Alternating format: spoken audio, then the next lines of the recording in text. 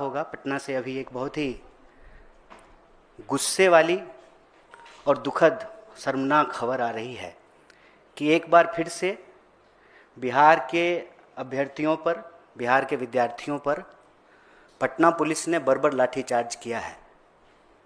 और ये पहली घटना नहीं है। आप अगर पिछले कुछ महीनों में लगातार जो खबरें सुर्खियों में रही हैं उसको देखेंगे तो बार बार बिहार के विद्यार्थियों के ऊपर लाठीचार्ज किया जाता है। और लाठीचार्ज की नौबत क्यों आती है? लाठीचार्ज की नौबत इसलिए आती है कि सरकार एक अहंकार में है। यह जो डबल इंजन की फर्जी सरकार है, कायदे से वहाँ पर नौकरियों का अंबार होना चाहिए, लेकिन वहाँ पर लाठियों की बौछार हो रही है। आप जब बिहार के बेरोजगारी दर को देखेंगे तो देश के बेरोजगारी दर से बिहार का बेरोजगारी दर ज़्यादा है। और उसमें बिहार के अंदर जो ग्रामीण बेरोजगारी है वो बहुत चिंताजनक है। एक व्यक्ति यदि कमाने वाला हो तो 3 इंसान उसके ऊपर निर्भर है, 3 लोगों का पालन पोषण उसके ऊपर निर्भर करता है। मतलब आप अनुमान लगा सकते हैं कि लगभग 30% तक बेरोजगारी दर ग्रामीण इलाकों में है। और यही वजह है कि अपने भविष्य को बेहतर करने के लिए बिहार के हर छोटे बड़े शहर में आपको स्टूडेंट का एक इलाका मिलेगा। उस इलाके में पानी की कमी हो, बिजली की कमी हो, बहुत ही अमानवीय स्थिति में विद्यार्थी रहने को मजबूर हैं। एक ही कुकर में दाल चावल चोखा तीनों बना करके खाते हैं, कम रोशनी में पढ़ते हैं, परीक्षा की तैयारी कराते हैं, अपना आँख फोड़ते हैं। और जब नौकरी की बात आती है, अव्वल तो समय पे बहाली नहीं होती है। अगर सरकार अपने प्रचार के लिए कोई बहाली ले आए तो हर बहाली में वह कानूनी विवाद में फंसता है, उसको लेकर के कोई ना कोई विवाद होता है। बीपीएससी इन बातों को सुनने की बजाय बिल्कुल अहंकारपूर्ण तरीके से विद्यार्थियों के साथ व्यवहार करती है।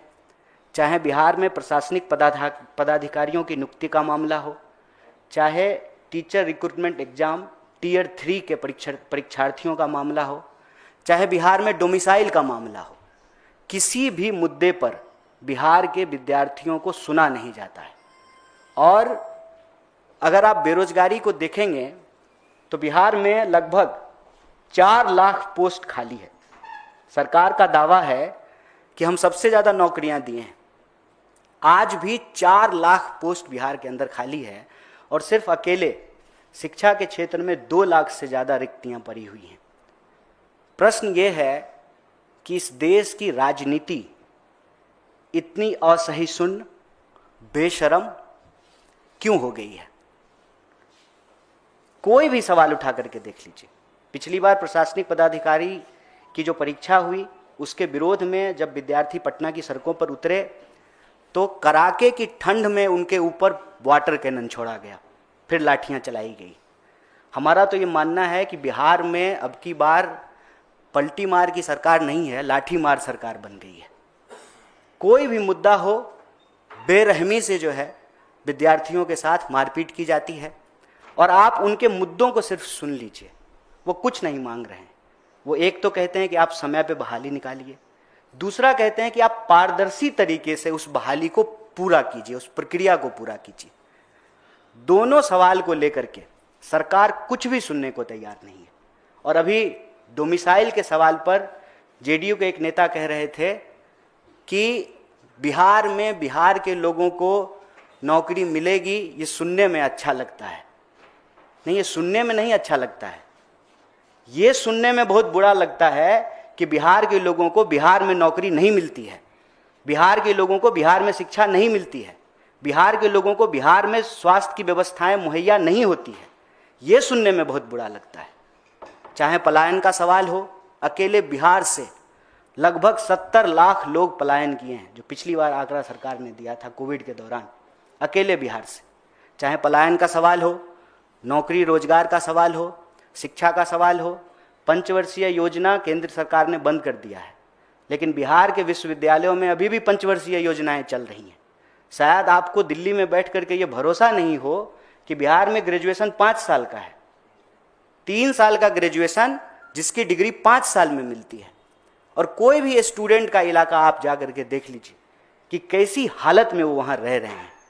क्या आप इमेजिन कर सकते हैं एक ही कुकर में चावल दाल चोखा तीनों बनाना? स्टूडेंट वहाँ पर इस स्थिति में रहते हैं, आंख फोड़ करके अपनी पढ़ाई करते हैं, वक्त पे बहाली नहीं होती है, और जब बहाली होती है हर बहाली में गड़बड़ी होती है। हमारा ये कहना है कि बिना सरकार की सह पे ये कैसे संभव है कि इतना बड़ा रैकेट चल रहा है। आप देश के अंदर कोई भी परीक्षा में गड़बड़ी हो, उसका तार जो है आपको बिहार से जुड़ता हुआ दिखाई देगा। ये कैसे संभव है कि सरकार जब सुशासन का इतना दावा कर रही है तो एक भी बहाली जो है सही तरीके से नहीं होता है। और बीपीएससी जो है उसको सुनने की बजाय, जब एक तरफ विद्यार्थी मांग कर रहे थे कि आप जो है री एग्जाम कीजिए, दोबारा सही तरीके से रिजल्ट निकालिए, उसको सुनने की बजाय जो है पुलिस जो है उनके ऊपर डंडे चला रही है। आज की जो शर्मनाक घटना है वो भी इसी तरीके से जुड़ा हुआ एक मामला है। मामला ये है कि सरकार ने एक एग्ज़ाम लिया, TRE, टीचर्स रिक्रूटमेंट एग्ज़ाम 3 उसको कहते हैं, TRE 3। उसका एग्ज़ाम हुआ, उसका रिजल्ट आया, विद्यार्थियों ने उस रिजल्ट की गड़बड़ी के ऊपर प्रश्न उठाया। जिस दिन रिजल्ट आया उसी दिन से हुआ ये कि वह जो परिणाम आया है, एक ही इंसान का सिलेक्शन कई जगह पे हुआ है। तो विद्यार्थियों ने कहा कि आप एक इंसान का सिलेक्शन कई जगह पे क्यों कर रहे हैं? इसकी बनिस्बत जो है, जो लोग सेलेक्ट नहीं हुए हैं और वो अगर मेरिट लिस्ट में आ रहे हैं, आप उनको बहाली का मौका दीजिए। लगातार वो ये मांग कर रहे थे, सरकार इस पर जो है कोई जिम्मेवारी लेने को तैयार नहीं है। हमारे लिए ये बहुत ही दुखद और चिंता का विषय है।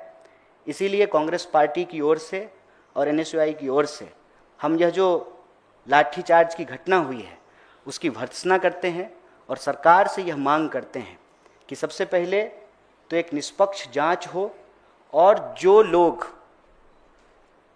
दोषी ऑफिसर इसके लिए लाठीचार्ज के लिए जिम्मेवार हैं उनके ऊपर कार्रवाई हो। एक न्यायिक प्रक्रिया के तहत एक न्यायिक जांच किया जाए इस पूरे मामले का, और बीपीएससी का ऑडिट होना बहुत जरूरी है।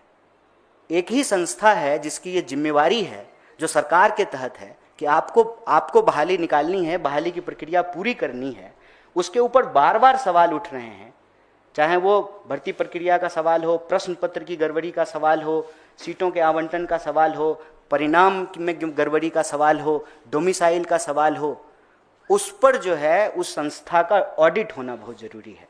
और यह जो पूरा का पूरा मामला है बिहार में, चाहे वो पलायन का हो, रोजगार का हो, शिक्षा का स्थिति का हो, कांग्रेस पार्टी इस देश का एक जिम्मेदार विपक्ष होने के नाते बिहार के विद्यार्थियों के साथ और बिहार की आवाम के साथ इन मांगों के साथ खड़ी है। बहुत बहुत शुक्रिया, बहुत बहुत धन्यवाद।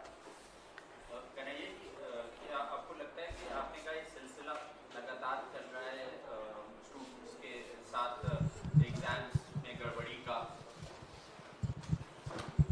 आपको लगता है कि जो एग्जाम्स में गड़बड़ी का सिलसिला चल रहा है इसका असर आने वाले चुनाव में भी दिखेगा और स्टूडेंट्स जो हैं वो इसके खिलाफ लगातार आवाज़ उठा रहे हैं, तो क्या ये एक अहम मुद्दा होगा आने वाले चुनाव में? देखिए, विद्यार्थी भी नागरिक है, विद्यार्थी भी मतदाता है। स्वाभाविक रूप से सरकार की किसी भी कुनीति का विद्यार्थी एक सबसे बड़ा प्रभावित वर्ग होता है, जैसे किसान होते हैं, जैसे दूसरी पहचान के लोग होते हैं। तो विद्यार्थियों में रोष है, सरकार को इस बात का अंदाज़ा है। इसका मैं एक उदाहरण आपको देना चाहता हूँ। पिछली बार पटना यूनिवर्सिटी का जब चुनाव हुआ था तो जेडीयू का जो छात्र विंग है वो चुनाव जीती थी। इस बार जब बिहार में चुनाव है, तब जब पटना विश्वविद्यालय का चुनाव हुआ तो जेडीयू का जो स्टूडेंट विंग है वो चुनाव ही नहीं लड़ा। तो इस बात में कोई दो राय नहीं है कि विद्यार्थियों के बीच में जो आक्रोश है इसका अंदाजा सरकार को है। लेकिन विद्यार्थी एक ऐसा प्रभावित वर्ग होता है जिसकी अपनी कोई अलग राजनीतिक दखल नहीं होती है। जाति या धर्म की तरह जो है यह पहचान जो है राजनीति में अपनी दखल नहीं रखता है। लेकिन मेरा ये मानना है कि चुनाव में इसका असर हो या ना हो, यह जो फर्जी डबल इंजन की सरकार है, ये बिहार के विद्यार्थियों का भविष्य अंधकार में पहुंचा रहा है। और डबल नहीं, ट्रिपल स्पीड से जो विद्यार्थियों के अधिकारों को कुचला जा रहा है।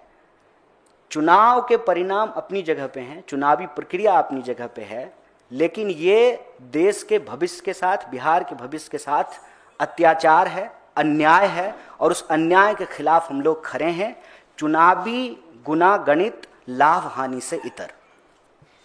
कन्हैया, मेरा सवाल बिहार को लेकर भी, और इस पर पेपर लीकेज वाला जो मसला है, मैं देखा कि बिहार में सरकार हो, राजस्थान में कांग्रेस की सरकार हो, हर सरकारों में ये एक बड़ा इशू है, जिसकी वजह से कहीं ना कहीं विद्यार्थियों को संकट झेलना पड़ता है। आप बिहार पूरा घूमे हैं, कितना बड़ा इशू है पेपर लीकेज बिहार में, और क्या उसका इम्पैक्ट होने वाला है आगे, मैं ये पूछना चाहता हूँ। इसमें कोई दो राय नहीं है।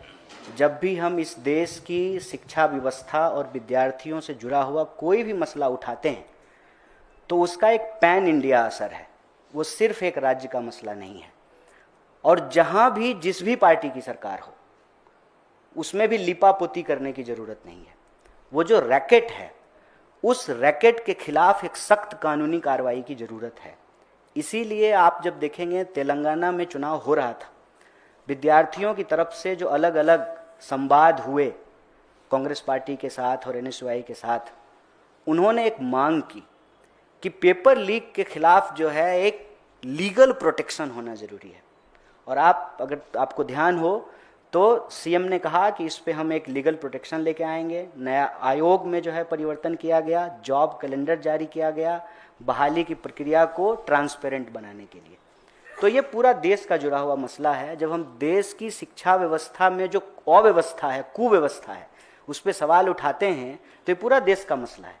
आप सिंपल अंदाजा लगाइए कि हम अपनी जीडीपी का, कर्जा का इंटरेस्ट देने में कितना % खर्च करते हैं और एजुकेशन पे कितना खर्च करते हैं। हम कहते हैं कि हम दुनिया के विकसित देशों में शामिल होने जा रहे हैं, तो दुनिया के विकसित देश अपने शिक्षा बजट पे कितना खर्च कर रही है और हम कितना खर्च कर रहे हैं। शिक्षा सरकार की प्रायोरिटी नहीं है। शिक्षा सरकार की प्रायोरिटी नहीं है, इसीलिए आज बच्चों को पढ़ाने में माँ बाप का दम फूल रहा है। आप कॉलेज तो छोड़ दीजिए, दिल्ली जैसे शहर में एलकेजी यूकेजी के एडमिशन कराने के लिए नेताओं की सिफारिश लग रही है ना, उसमें डोनेशन लग रहा है ना, क्योंकि हमने शिक्षा को खरीदने बेचने की वस्तु बना दी है। और शिक्षा ही जब खरीदने बेचने की वस्तु बन जाएगी, तो स्वाभाविक रूप से शिक्षा के आधार पर जो रोजगार मिलने की प्रक्रिया है, उसको जो है दूषित किया जाएगा, उसको जो है भ्रष्टाचार की गिरफ्त में लिया जाएगा। तो ये एक पैन इंडिया मसला है। बिहार में ये समस्या और भी भयानक क्यों हो जाती है? बिहार में ये समस्या और भी भयानक इसलिए हो जाती है कि बिहार के लोगों के लिए नौकरी मिलना और भगवान मिलना बराबर है। और आप देखिए कि किसी की नौकरी मिल जाए तो उसका पूरा का पूरा सोशल स्टेचर बदल जाता है। पहले कितना रिश्ता आ रहा था जब तैयारी कर रहे थे, और जब तैयारी पूरी हो गई और नौकरी मिल गई सरकारी, तब कितने रिश्ते आ रहे हैं। तो पूरी की पूरा का पूरा जो मनोविज्ञान है, उस मनोविज्ञान को समझने की जरूरत है कि जिस प्रदेश में कुछ भी नहीं है, ना शिक्षा है, ना रोजगार है, ना स्वास्थ्य है, तो स्वाभाविक रूप से वहां के लोग ही पलायन करेंगे। सबसे ज्यादा पलायन बिहार से क्यों होता है? क्योंकि वहां की शिक्षा व्यवस्था की दुर्दशा हुई है, वहां जो है लोगों को रोजगार नहीं है। मैं आपको उदाहरण देता हूं कि दिल्ली में भी एम्स है और पटना में भी एम्स है, तब भी आप एम्स चले जाइए, राहुल जी गए थे रात को रैन बसेरों में, तो सबसे ज़्यादा जो है बिहार के रोगी ही वहाँ पे आपको मिलेंगे। तो यह जो स्थिति है, उसमें पूरे देश में शिक्षा की अव्यवस्था जो है एक प्रश्न है, बेरोजगारी एक प्रश्न है, प्रश्न पत्र एक लीक होना एक प्रश्न है, लेकिन बिहार के संदर्भ में ये एक भयानक महामारी का रूप ले लिया है। और इसीलिए हमारे लिए ये ज़रूरी विषय है, महज एक घटना नहीं है कि लाठी चल गई पटना में और चुनाव है इसलिए एआईसीसी में प्रेस कॉन्फ्रेंस कर रहे हैं। हमारा ये कंसिस्टेंट सवाल है कि इस देश की शिक्षा व्यवस्था के ऊपर सरकार का जो ध्यान नहीं है, इसकी जो कुव्यवस्था है, विद्यार्थियों के ऊपर जो अन्याय है, ये हमारी प्रायोरिटी में नंबर 1 है। चुनाव हो या ना हो, शिक्षा और विद्यार्थी के सवाल को हम लोग प्रमुखता से उठाएंगे। कन्हैया जी, जेडीयू के नेता मनीष वर्मा ने जो बयान दिया है कि डोमिसाइल बिहार में लागू नहीं होगा क्योंकि बिहार सबका है और बिहार के लोग हर जगह नौकरी करते हैं, और लेकिन विपक्षी पार्टियों के लिए बड़ा मुद्दा है डोमिसाइल पॉलिसी की बात, तो आपकी क्या राय है जो जेडीयू ऑफिशियली ये क्लैरिफाई किया है कि ये लागू नहीं होगा बिहार में? देखिए, विपक्ष का काम है सवाल उठाना, सरकार का काम है उस सवाल का जवाब देना। आजकल तो हमारे देश में जो है ना, नदी उल्टी बह रही है। अब क्या है ना कि सरकार सवाल उठाती है विपक्ष पे। आपको डोमिसाइल लागू करना है कि नहीं लागू करना है, आप इस पर एक स्पष्ट पोजीशन सरकार की तरफ से ले आइए, और जो विद्यार्थी यह मांग रहे हैं उनकी भावना को सुन तो लीजिए। लोकतंत्र में इतनी तो गुंजाइश है कि प्रभावित वर्ग की बात को सुन लिया जाए। वो संविधान का हवाला दे रहे हैं कि देश का कोई भी नागरिक कहीं भी जाकर के काम कर सकता है, बहुत अच्छी बात है, लेकिन देश का कहीं का भी नागरिक कहीं भी जाके काम नहीं कर रहा है ना। यहाँ सवाल ये है कि बिहार के लोगों को बिहार में भी रोजगार नहीं मिलेगा और बाहर जाकर के काम करने पे भी यदि गाली मिलेगी तो उसके नागरिक होने के अधिकार का क्या? क्या बिहार से बाहर जो लोग जा रहे हैं उनको अपमानित नहीं होना पड़ रहा है? अगर उनको अपमानित होना पड़ रहा है, वो प्रवासी कहा जाता है उनको। देश से बाहर जाएंगे तब न प्रवासी होंगे। अगर ऐसा ही है तो अपने ही देश में क्यों प्रवासी कह रहे हैं? और उससे भी ज़्यादा जो है गाली की तरह क्यों इस्तेमाल किया जा रहा है हमारी पहचान को? किसी पंजाब के व्यक्ति को आप पंजाबी कहें उसको तो नहीं बुरा लगता है, किसी केरल के व्यक्ति को जो है आप मलयाली कहें उसको भी नहीं बुरा लगता है, महाराष्ट्र के व्यक्ति को जो है मराठी कहने में बुरा नहीं लगता है। क्यों बुरा लगता है? ये गाली क्यों बनी हुई है? ये अपमानजनक शब्द क्यों बना दिया गया है? और इसका ओनस लेने की बजाय, स्पष्टता से इस पर कोई पोजीशन लाने की बजाय आप उनकी बात को सुन भी नहीं रहे हैं। आज जो लाठीचार्ज की स्थिति बनती है वो स्थिति तब बनती है जब गतिरोध होता है सरकार और प्रभावित वर्ग के बीच में, और उसको कोई संगठन नहीं लीड कर रहा है।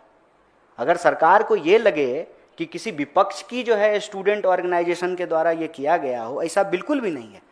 आप उन तमाम आंदोलनों को देखिए, चाहे वो डोमिसाइल का सवाल हो, चाहे बीपीएससी के प्रशासनिक पदों की नियुक्ति प्रक्रिया का सवाल हो, चाहे TRE 3 का सवाल हो, इन तमाम सवालों पे जो लोग संघर्षरत कर रहे हैं वो जेन्युइन स्टूडेंट हैं और वो प्रभावित वर्ग के लोग हैं। इसीलिए जब उनकी बात नहीं सुनी जाती है तो वो कन्वेंशनल प्रोटेस्ट नहीं करते हैं।